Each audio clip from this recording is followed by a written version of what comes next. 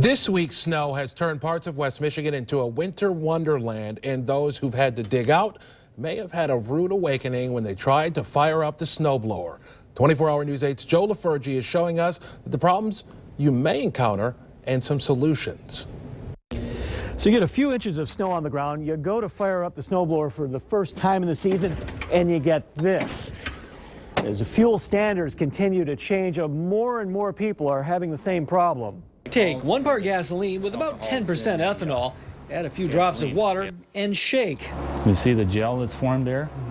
That's all the ethanol. Now run that mixture through a small engine. So just a little bit of moisture in your fuel causes a problem. That engine will not run with that. But that's what the people who repair small engines are running into more and more these days. This one here will have a lot of corrosion in it. There's plenty of debate over the merits of corn-based ethanol, but regardless of your opinion, it's not going away. And if you don't maintain your equipment, from lawnmowers to snowblowers to weed trimmers, chances are you're going to run into trouble. Here's the problem. Ethanol has a tendency to draw moisture. Check out this fuel line. Ethanol will pull moisture from anything that it can.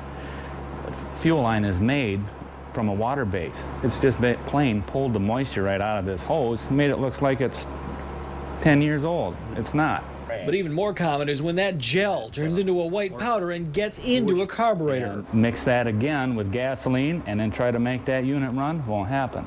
And when a repairman like Mike Fitzsimmons has to replace a snow thrower's carburetor, it'll cost you at least $60 plus a hassle of having to shovel for a while. Makers of yard equipment like Toro have been sending out warnings on how to avoid problems. Buy no more gas than you're going to use in a 30-day period, and use fuel additives that lessen the effects of ethanol.